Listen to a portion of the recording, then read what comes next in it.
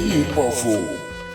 Ndagusuhuje wowe ubana natwe mu biganiro byacu bya buri munsi biba bigiye bitandukanye. Uyu mwanya reka turebere hamwe ibiri kuvugwa hagati y'igihugu cya Irani ndetse n'igihugu cya Isirayeli, aho intambara ikomeje, ndetse tugiye no kurebera hamwe umunyamakuru uri kuvugwa cyane kuri ino si y'abazima wa hariya mu gihugu cya Irani. Duhere kuri uno munyamakuru rero urimo uvugwa cyane, urimo uvugwa mu binyamakuru hirya no hino, yaba ari ibyandika yaba ari n'ibikoresha amashusho cyangwa se amajwi. Uyu munyamakuru rero ni umunyamakuru waje kugaragara ubwo yarari hariya kuri televiziyo ya leta ya Irani, arimo agira ibyo anenga ku gihugu cya Isirayeli ndetse na leta zunze ubumwe za Amerika. Igihe rero yarari mu kiganiro kuri iriya televiziyo, igihugu cya Isirayeli kikaba cyaje kugaba igitero cy'indege, kiraza kirekura igisasu kirekurira kuri iriya studio ya televiziyo bari barimo, ndetse bari gukora live. Ababarebaga bakaba bahise babona ibintu bishwanyagurika ndetse n'urusaku rwinshi.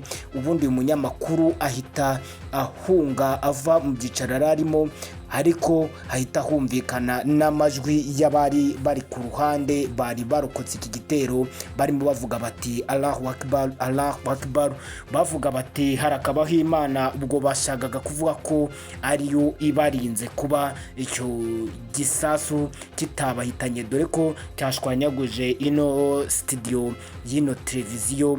Ubundi ariko ntibyaza kubuza uyu munyamakuru ko mu mwanya muto yahita yongera akagaruka kuma kamera, kongera agakomeza kuvuga ndetse ashize amanga. Uyu munyamakuru rero akaba arimo avugwa ahantu hose, afatwa nk'impirimbanyi, nawe yagaragaje guhirimbana cyangwa se igikorwa cy'ubutwari muri kiriya gihugu cya Irani.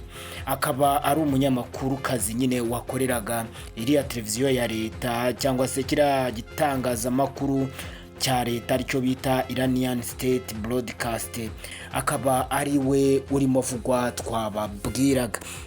Uyu munsi rero ibintu byakomeje n'ubundi kuzamba, dore ko ibi bihugu byombi byongeye imbaraga mu kugabanaho ibitero biciye mu kirere, dore ko bakoresha indege za drone zigenda zikoreye ibiturika zihagera mu kindi gihugu zikabirekurira hasi, cyangwa se bakohererezanya bya bisasu biraswa mu ntera ndende. Aho uno munsi rero habayeho ibikorwa tugiye kubaciramo muri make hagati y'ibi bihugu byombi.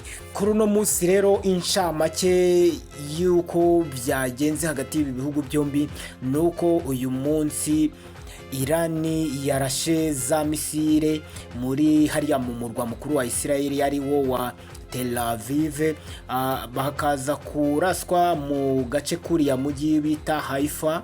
Iyi yose akaba ari imijyi iri hariya mu gihugu cya Isirayeli.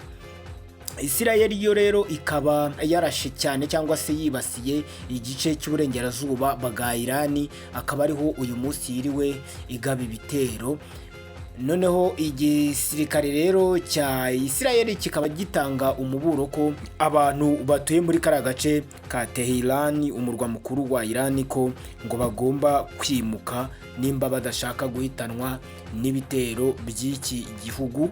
Ariko hakaba hari n'ikinyamakuru cyitwa Wall Street Journal, kikaba cyo kirimo kivuga ko igihugu cya Irani kirimo gishaka ibiganiro na Amerika ndetse na Isirayeli ngo kugira ngo ino mirwano ihagarare. Ndetse ikindi gikorwa nacyo cyabaye kuri uno munsi nuko iyi televiziyo ya leta ya Irani rwose yibasiwe n'igitero cya Isirayeli, ari nabyo twatangiye tubabwira.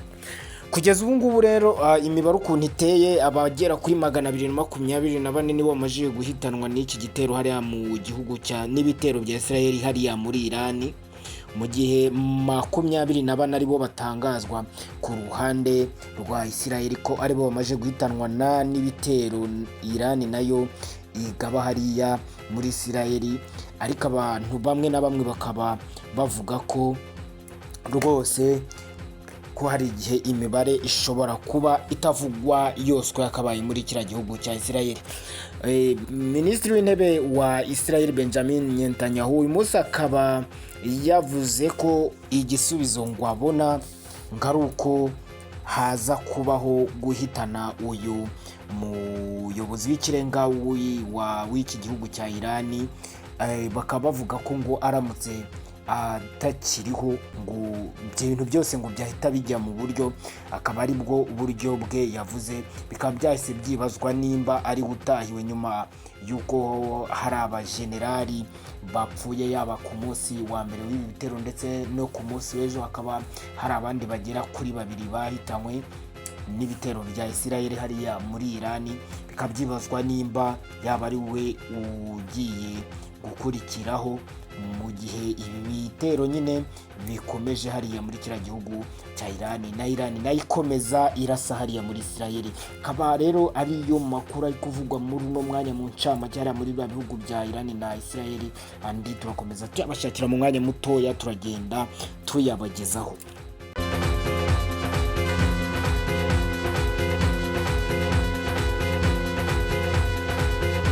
Yebabawe.